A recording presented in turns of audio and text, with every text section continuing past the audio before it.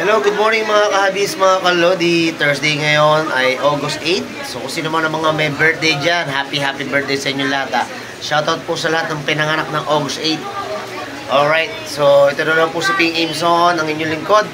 At nandito na naman po tayo sa stall number 14, Aqualand Alley, Cartimar, Pasay City. So yan, bigyan ko lamang po kayo ng update sa ating mga panindang isda at kung ano-ano pa na ho.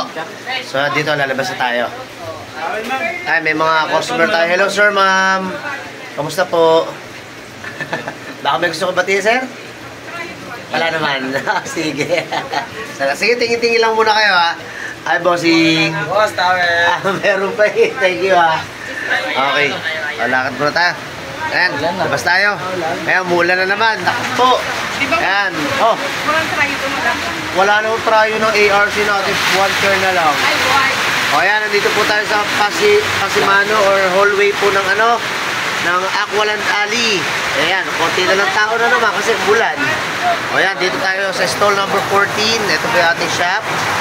So kahit paano, bigyan natin kayo ng pakita namin sa inyo lahat ng mga kaninang na nandito sa aquarium ng aming shop para magkaroon kayo ng idea at kung sino naman po magka-interest at magkagusto sa mga papakita natin, pwede nyo akong i-message down below or direct nyo po ako sa aking personal messenger Ping Imson yan, para makapag-chat tayo dyan, transaksyon at maibigay ko sa inyo yung mga presyo ng ating mga paninda.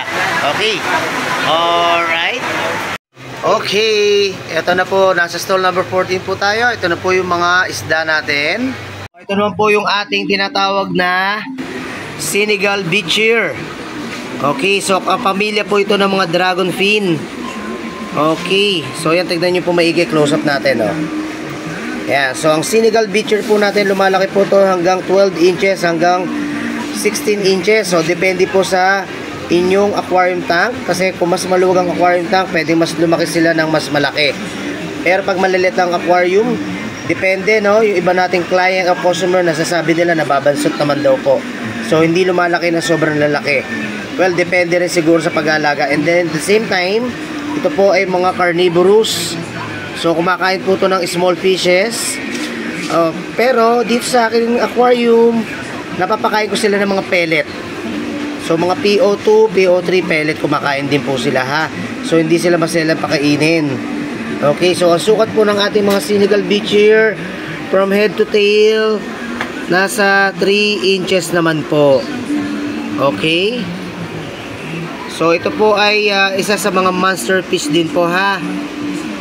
Okay, kung lumalaki ho yung mga snakehead ng malalaki, ito lumalaki rin po ng ganong kalalaki. More or less than 12 inches or more. Ha? Okay. Kaya kung plano nyo mag-alaga nito, kung gusto nyo po silang palakihin talaga ng kanilang size, kailangan mas malalaki aquarium nyo. Magsimula kayo 20 gallon, 50 gallon hanggang 75 gallon tank. Okay? Okay. Yan. Alright. Yan ang ating mga Senegal Beacher. Okay. O, sa mga mahilig naman po sa mga tiana, ito po ay local natin ha, local snakehead. So ito nakalagay din po doon, ito ay mga giant snakehead or red snakehead fish. Alright. So ayan, close natin. Ito yung mga juvenile pa lamang ha. Ayan, close up natin para makita nyo. Ayan. Ang gaganda na itsura nila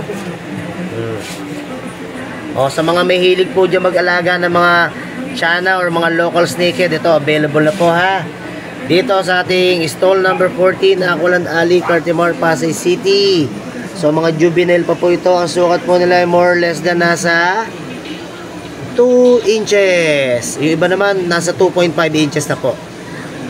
Okay, kung sino mga interesado for inquiries, PM nyo po ako sa aking personal messenger Ping Imson ha, or punta po kayo dito. Pasyal na kayo sa Cartimar. Dito po kami sa stall number 14, Aqualand Alley, Cartimar, Pasay City. Okay, yan ang Red Giant Snakehead. Local po ito ha, mga kahabis, mga kalodi. Ito naman po ang ating Red Rose Tail Guppy Fish. Ito po yung mga male. So ang sukat po nila ay mahigit 1 inch. So ayan, available po po. Sino mga mahilig sa kulay pulang guppy fish, yan, available po, no? Ito ang mga male. O tapos ito naman po ang female. Yan, nandito yung female natin. So ang female naman po medyo mas malalaki ang sukat. Ito naman po ay less than nasa 1.5 inches naman po ang sukat ng mga female natin. Yan. So medyo mas malalaki katawan ng ating mga female na guppy fish na red rose tail. Alright. So yan, available pa rin po yan dito sa ating shop, ha. O, yan ang close-up natin. O, ito naman yung sa taas. Ito yung mga male. Yan. Okay. Yan, o. Gaganda ng kondisyon po nila, mga kabis, mga kalodi. Alright. Okay, ito pa rin po. Available pa rin po ang ating mga jumbo size or breeder size na mga balloon molly fish. So, meron pa rin po tayong mga cheetah. Meron pa tayong full black. Meron tayong marble or tiger. So, yan pa rin yung ating mga, ayan o, ang ating mga balloon po, no? Balloon molly na mga jumbo breeder size. So, ang sukat pa rin po nila, yung bagong 5 peso coin. So, mas maliit ng bahagya roon, ano ho? Iba naman yung mga 1 peso coin ang sukat po ng gabilog ng tiyan nila, ha? So yung haba nila from head to tail, ganun pa rin naman, mga more or less than nasa 1.5 inches. So yan, mga goods na goods po ang kondisyon ng ating mga balloon mollies na ito. So yan, kung sino pa ang gustong humabol sa inyo at naghahanap ng mga ganitong klaseng balloon molly, mag-walk in na po kayo dito sa ating stall number 14, Aqualan Alley, Cartimar, Pasay City. Dito yan sa Barangay 38 po, no? Okay. Ikot tayo, ikot. Yan. Okay. So, ang ating mga balloon mollies po, pwede nyo i-community fish din po. Ito naman hindi ganun kaselan, ano ho. Kaya madali lang po silang paramihin. Alright? Itong mga ganitong klaseng balloon molly. Pwedeng air pump na lamang. O, tapos sponge filter lang din. O, yan. Ayos na. O, basta ang gagamitin yung tubig, syempre, stock water pa rin, ha. Huwag kayong magde-direct gripo. Huwag diretso sa faucet. Kasi sometimes mataas po ang chlorine sa tubig. Okay? Para hindi naman madisgrasya ang inyong mga alaga.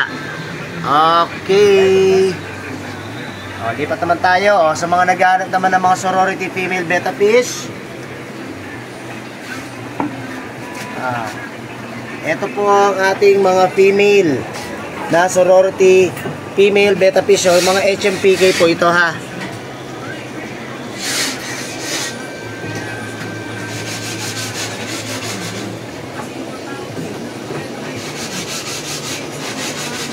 So, ang sukat po ng ating mga female na sorority betta fish po, ano lang po ito, more or less than nasa 1.5 inches po. Mga juvie pa po ito, ha. Okay, yan. Available po yan.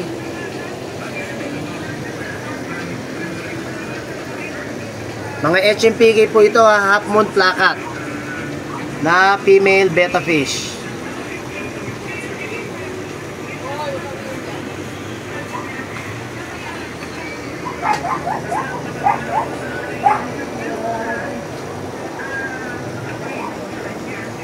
Okay. Alright. So, ito naman, itong katabi niya, itong Oscar fish natin na to, na pagkalaki-laki, ito ay Tiger Oscar.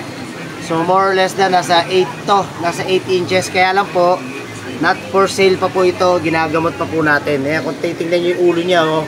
Tapos yung mata niya, oh, yan, oh, namamaga, oh. So, gagamutin pa po natin siya. Tsaka ano pa siya, walang gana kumain. Oh, yan, oh. Ayusin pa po natin yan bago natin maibenta yan. Alright. So, yan ang ating Oscar fish na malaki. Ano yung mata niya, oh. Yung usli, oh. Okay. Alright. Dito pa, may dagdag pa tayo rito. Ayan, meron tayong mga white skirt tetra fish. Ayan, mga white skirt tetra fish natin na sukat din ay more or less than nasa 1.5 inches po. So, ayan, available din po dito sa ating shop, ha? White skirt tetra fish. Oh, very easy din po ito, very hardy. Madaling alagaan din po itong tinatawag nating white skirt tetra fish na ito.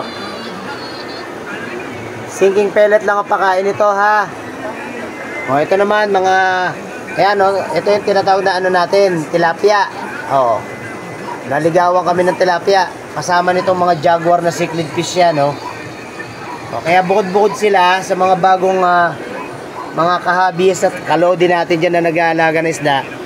Medyo, ano kasi itong mga to, medyo aggressive fish kasi itong mga to, kaya yan, hinihiwa-hiwalay namin.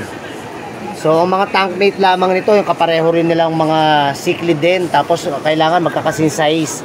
Para sa ganun ano lang po, patas lang ang laban, ano. Tsaka sa mas malalaking aquarium dapat inaalagaan to. Tsaka naka-rockscaping dapat kayo. Basta mga cichlid fishes po, dapat naka-rockscaping po, ano, mas maganda po sa kanila yon. Tsaka samahan nyo ng magagandang drip food. Okay? Alright. O, sa mga naghahanap po ng mga ARC na breeder, yeah, meron na po tayo available ulit. Pero 1 pair nga lang po ang bentahan natin. Kasi kinulang na po ang mga babae. Ayan o. ARC to ha, Australian Red Claw Crayfish. Ang sukat nila from head to tail, mga nasa around 3 to 3.5 inches po. Ayun, laki o. Ayun o. O. Ayan, ipapa-water change natin para luminaw yung tubig. But anyway, so kung sino po naghahanap ng breeder na ARC, yan, dito sa store number 14, Aqualand Alley, Cartamar, Pasay City. Available po, 1 pair lang ha, 1 pair nga lang. Walang tryo muna kasi kulang na po yung mga babae. Alright, so yan, Australian Red Claw Crayfish. So yan mga kahabis, mga kalodi, sana nagustuhan nyo po ang pag-update ko dito sa ating stall number 14, Aqualand Alley, Cartimar, Pasay City. So yan po yung isa sa mga available natin mga isda, ano.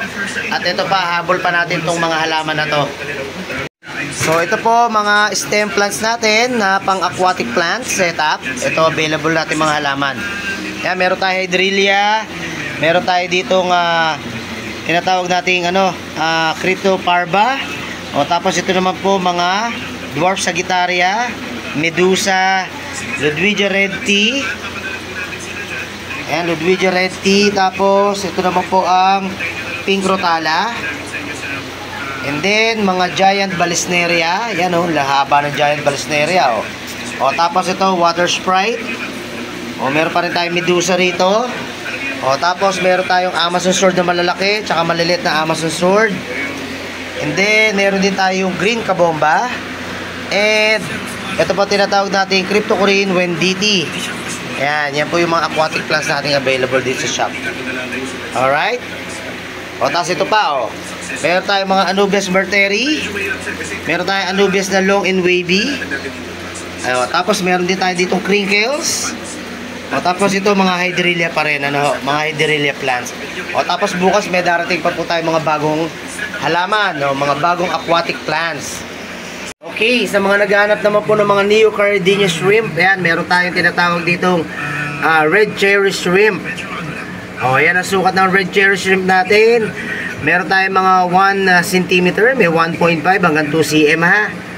So, ayan ang mga sukat ng ating mga Neocardinia shrimp. So sa mga baguhan po natin mga naghahabis po dyan, itong ang trabaho ng mga gantong kalilit na hipo, nakakatulong din po ito sa inyong aquarium para kainin ng mga algae. Pero hindi nyo po sila pwedeng isama sa mga malalaking bibig na fishes. So sa small fishes lamang po sila ibabagay isama at nakakailangan naka-heavy planted kayo. So ibig sabihin na heavy planted, maraming nakatanim na mga live plants sa inyong aquarium. So madalas salita, pang aquascaping po sila, pang aquatic plant setup po ang ating mga shrimp. Okay po? So yan po ha. Okay, now ito namang isa. O, ito naman ang ating mga tiger shrimp. Halo-halo na yan eh. So pag sinabing tiger shrimp, transparent ang kulay niya, tapos may mga itim-itim na guhit lang. Okay, tapos ito naman mayroon jade green, tapos may nahalo rin mga pulahan. O, tapos ano pang mga shrimp dito? Ito magagaling din kumain to at maglinis ng mga algae ha. O, tapos meron din parang bluish color na parang tiger color. Okay, so yan yung mga shrimp natin ha. Okay. O, dito naman sa kabila, o ayan, nakabukod po dito ang mga black color na shrimp, mga black shrimp. O, tapos meron pang parang white back. Ayan o, black siya pero may guhit na puti sa likod yan o. O, na shrimp. Mga Neo Cardenia shrimp din po yan, ha? Okay. Alright. Tapos ito pa. Ito naman, yellow golden back. Yellow golden back na shrimp. Tapos meron din yung tangerine shrimp, yung kulay orange. Ayan, yung kulay orange yan, Ayan. So, ito pa yung yellow golden back na shrimp. Tapos marami pa po yun doon sa sulok na yun. Alright, so ito yan po yung ating mga shrimp na yan. Available din sa ating shop. Tapos ito naman po, meron dyan mga green color. Meron din silang yellow. Yun yung yellow, Yun, yellow. Close up natin. Yan, yellow. Tapos mga green shrimp color. Ayan, meron tayo dito, ha. Mga yellow-green color na shrimp. Ayan, available din dito sa ating shop. Mga big size na po ito, mga 1.5 cm na po sila. Yung iba, nasa 2 cm na po. Okay, so ayan ang ating mga shrimp, ha. Ayan siya. For your inquiries, gusto nyo malaman ng mga pricing, chat nyo lamang po ako sa aking personal messenger, Ping Imson. Okay, chat po tayo dyan or makapag-transaction po tayo, ha. P-I-N-G-Y-M-S-O-N. Ping Imson. Okay. Okay mga kabis, mga kalodi, medyo nakarami-rami na rin tayo. So maraming salamat po sa panonood sa ating channel. So sa ating pong mga bagong manonood po dyan, napadaan lamang po. Huwag nyo po sana kalimutan mag-like, share, and subscribe. At pindutin nyo po ang bell button para lagi kayong update sa ating mga bagong video. So maraming salamat po sa ating mga subscriber and supporters sa panonood po dito sa ating bagong update ito at sa mga susunod pa. Maraming salamat po. So ingat po sa lahat po ng mga umuwi. God bless you all. Paalam, see you soon. So dito po yan sa stall number 14, ha. Akulan Ali, Carter, Pasay City. Message nyo lamang po ko for your inquiries sa aking personal messenger, P. Imson. God bless you all. Bye bye.